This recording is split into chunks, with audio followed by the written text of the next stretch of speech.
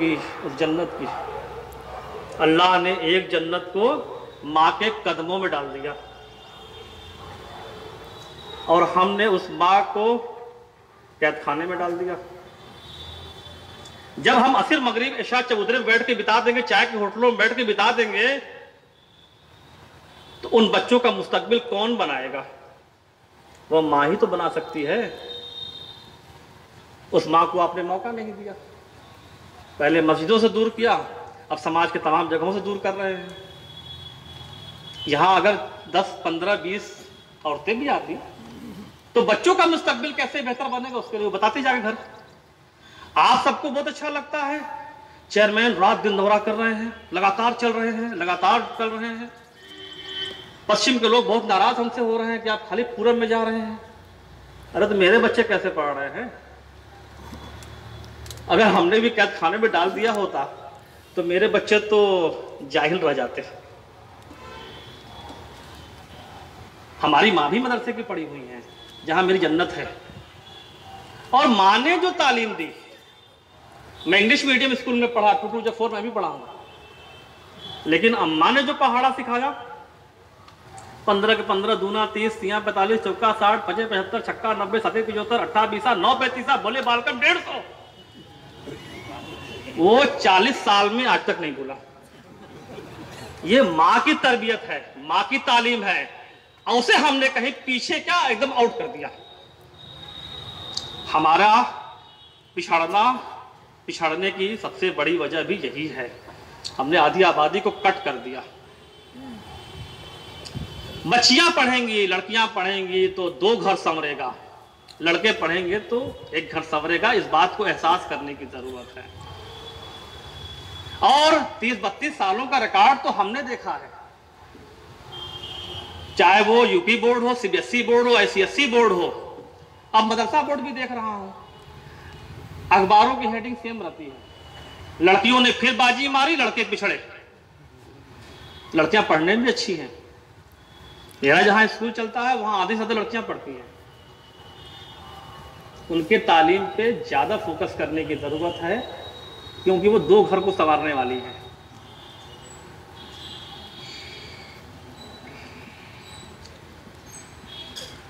कुछ मसाइल भी आए हुए हैं, उन सबको मैंने नोट कर लिया है, और थोड़ा आधुनिक शिक्षकों वाला बड़ा मसाइल है। मैंने भी प्रधानमंत्री जी को पत्र लिखा है, और साथ में ये भी कहूँगा कि चूंकि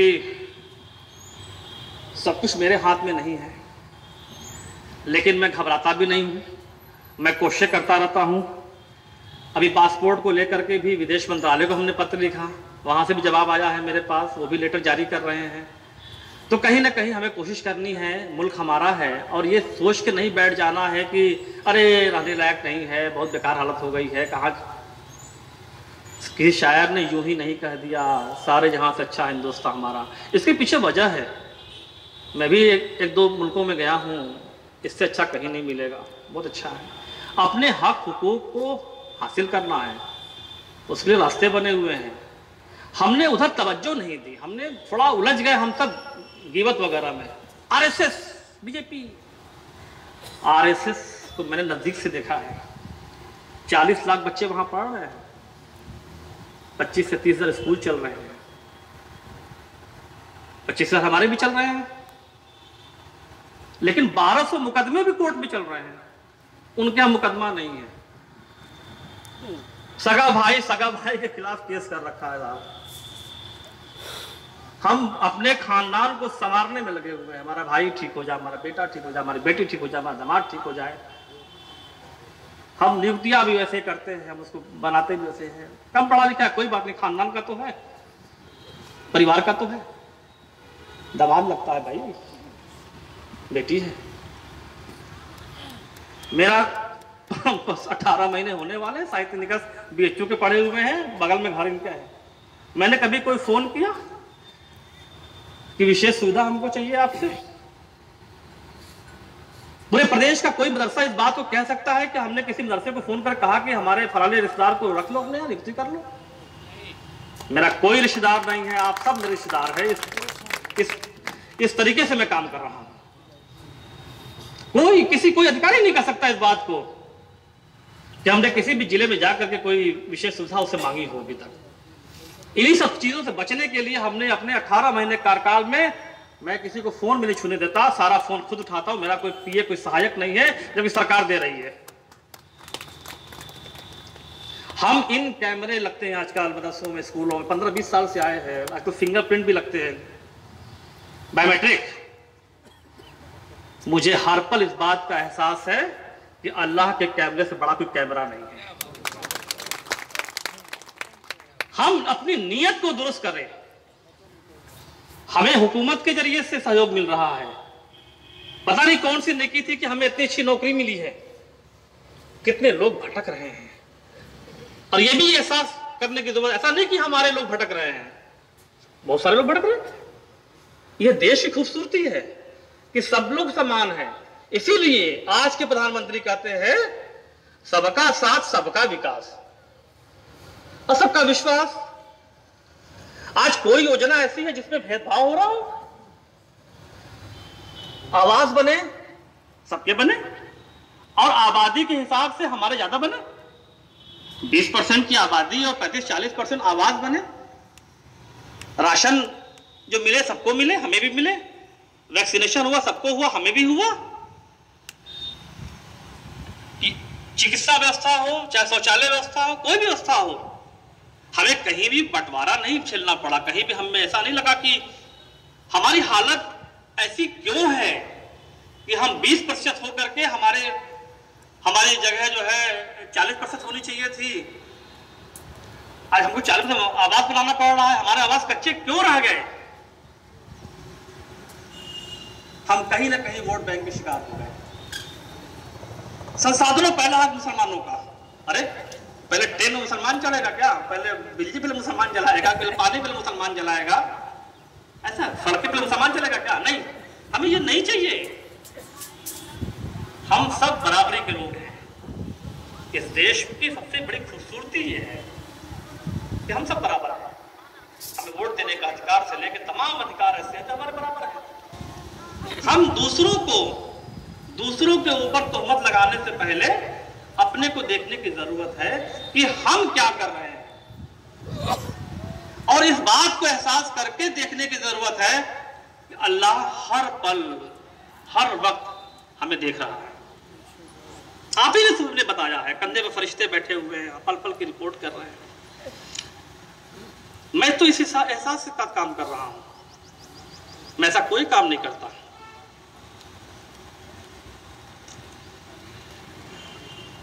इसलिए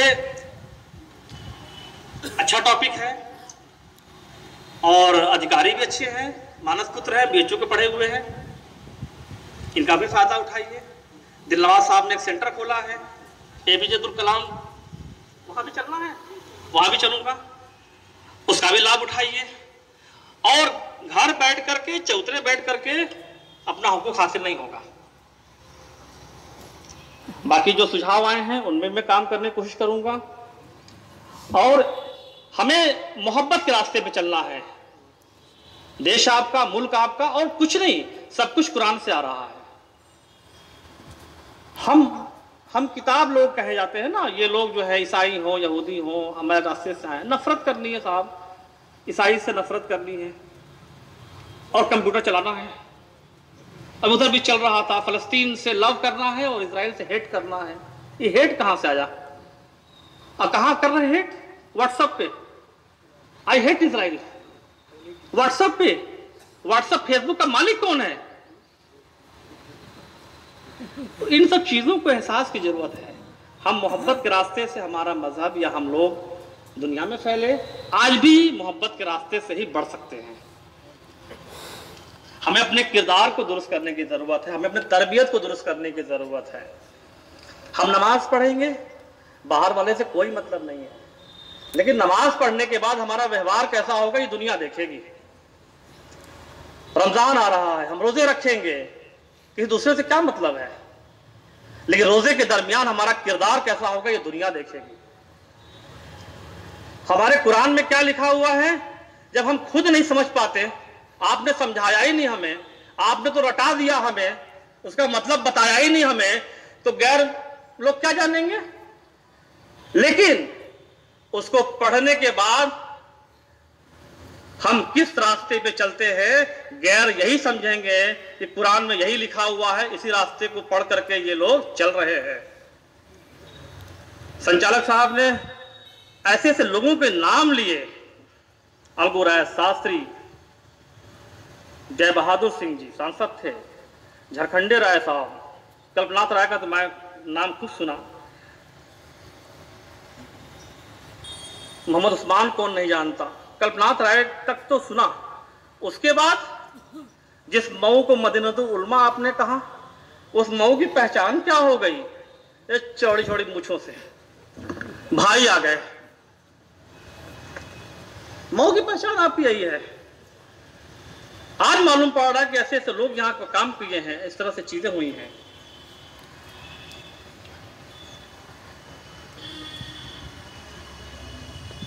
मदरसे अच्छे काम कर रहे हैं।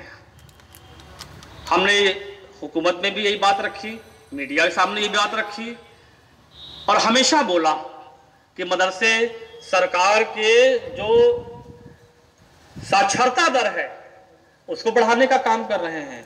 मदरसे ऐसी जगहों पे काम कर रहे हैं जहां की इल्म शायद ना पहुंच पाती, वहां मदरसे पहुंचाने का काम कर रहे हैं और बिना किसी भेदभाव के काम कर रहे हैं। 2009 में आरटी एक्ट बनता है कि सभी को निःशुल्क शिक्षा का अधिकार मिलना चाहिए। मदरसे इस काम को सदियों से करते चले आ रहे हैं। हमें आप सबको इन मदरसों को सुधारने, संवारने, समेटने, सहेजने की जरूरत है। मदरसे हमारे समाज की एक बहुत बड़ी एसेट है, बहुत बड़ी मिलकियत है, इसे बचाने की जरूरत है। हम इस नीयत से काम कर रहे हैं। हम सच कहते हैं कि मेरा कोई मदरसा नहीं है, कोई मदरसा नहीं खुलवाना, किसी की नियुक्ति नहीं करानी मुझे, सारे मदरसे मेरे हैं, इस एहसास के साथ काम कर रहा हूं। और आपके हाथ में कंट्रोल पावर है। आप समाज को, आप बच्चों का मुस्तकबिल बेहतर बना सकते हैं। इस फरियाद के साथ मैं यहां से जाने वाला हूं। आप ऐसी बातें बताइए इन बच्चों को, समाज को, जिससे हमारी पहचान पहले की तरफ फिर से हो जाती। हम मोहब्बत और अमन के लोग हैं। हमने दुनिया के अंदर अपनी बातों से इस्लाम को फैला दिया। आज कोई मुल्क ऐसा बाकी नहीं हो जहां की मुसलमान न रहते हैं। मस्जिदों का बंटवारा, मदरसों का बंटवारा, समाज का बंटवारा, मजहब के आधार पे, फिरके के आधार पे, इन सब चीजों से उठ जाइए। वक्त अभी भी आपके हाथ में है, आने वाली नस्लें माफ नहीं करेंगे। आप सबने बुलाया, बहुत इज्जत दी है मुझे। एक अंतिम फरियाद करके अपनी बात खत्म करूंगा। मैं अक्सर कहता हूं, पहले भी इस जिले में कह चुका हूं, और चूंकि मदरसों में बोर्ड के चेयरमैन होने आते, मैंने वहां पे देखा भी है और बोलूंगा वही, कहूंगा वही जो खुद अमल करता रहूंगा। मेरा अपना स्कूल है, 20 साल से स्कूल चल रहा है। हमारे स्कूल के बच्चों में आधे बच्चों के आगे, उनके वालिदैन ने नाम के आगे मोहम्मद लगा रखा है। नबी की सुन्नत को अदा कर रहे हैं। निश्चित रूप से हम सब के लिए अल्लाह के नबी हज़रत मोहम्मद सल्लल्लाहु अलैहि वसल्लम का मर्तबा है। हम आपसे गुजारिश करके जा रहे हैं कि उस मोहम्मद के नाम को MOMOCD मत करिए। मोहम्मद को छोटा मत करिए, मोहम्मद का नाम छोटा मत करिए। हमारे लिए अल्लाह के बाद किसी का मर्तबा है तो मोहम्मद का मर्तबा है। मोहम्मद को नाम को छोटा मत होने दीजिए। हजरत, अल्लामा, मुफ्ती, हाफिज, हाजी, ये सब को छोटा कर दीजिए। बाद वाला जो है साहब, किबला, ये सब छोटा कर दीजिए, लेकिन मोहम्मद का नाम छोटा मत करिए। आप सबने बुलाया, तमाम यहाँ पे मीडिया के लोग भी बैठे हुए हैं। ऋषि राय जी हैं, रुपेंद्र भारती जी हैं, विनीत राय जी हैं, कमलाकांत यादव जी हैं, अफान आलम साहब हैं। दिलनवाज साहब का बहुत अच्छा मैं शुक्रिया करूँगा कि उन्होंने जो है इतने अच्छे लोगों के बीच में हमको लाके खड़ा कर दिया और हमें अपनी बातें कहने का मौका दिया। हम अच्छी नीयत के साथ, ईमानदारी के साथ आपने जो कहा है उन चीज़ों पर भी पूरे गौर करेंगे। जो नहीं कहा है वो भी मुझे पता है, वो भी कोशिश कर रहा हूँ। और मैं कभी भी एहसास कमतरी का शिकार नहीं होता हूँ। मैंने स्वामी विवेकानंद को भी पढ़ा है, जिन्होंने कहा कि अंधेरों को कोसने से अच्छा एक दिया जलाओ। मैं कोशिश कर रहा हूँ, शायद आप सब साथ देंगे तो बदलाव आएगा। आप सबने बुलाया, आप सबने इतने अच्छे से मेरी बातों को सुना, बहुत बहुत शुक्रिया।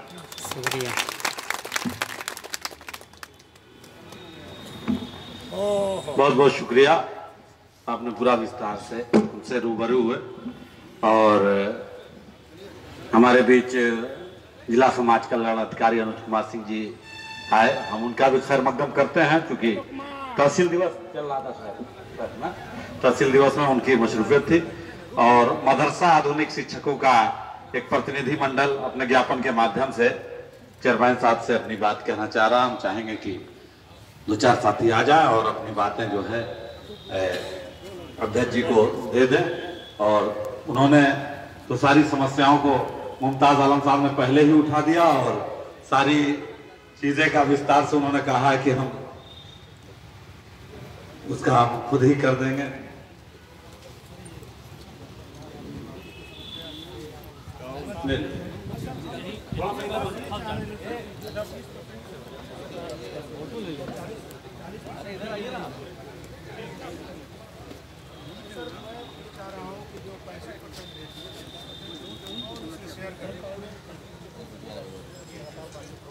बहुत परेशान है आप, बहुत ज़्यादा मतलब बड़ा फैसला हो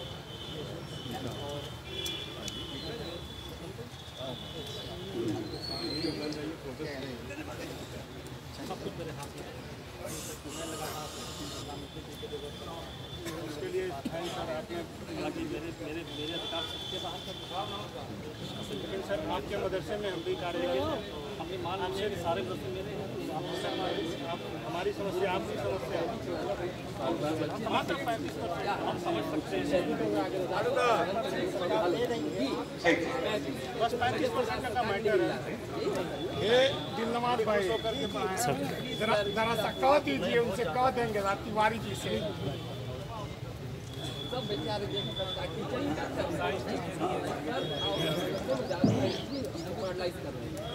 आप लोग को एहसास होगा कि मदरसे में जितना इंस्टीट्यूशन मार्टलाइज मदरसे और हमारे स्वर्गीय उनकी साथ करो, कहाँ जाएंगे सारे बेचारे?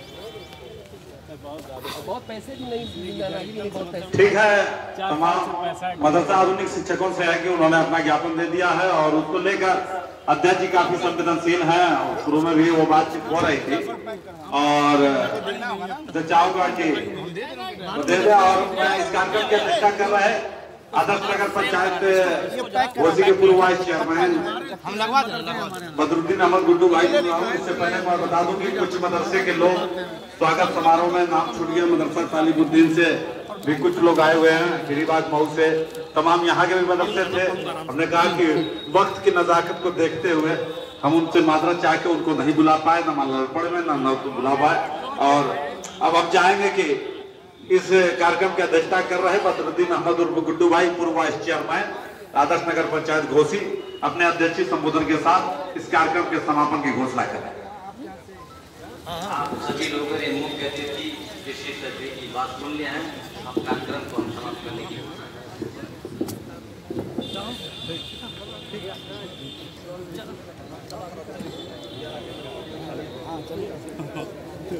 चलो पानी पी रहा हूँ, खाया हूँ।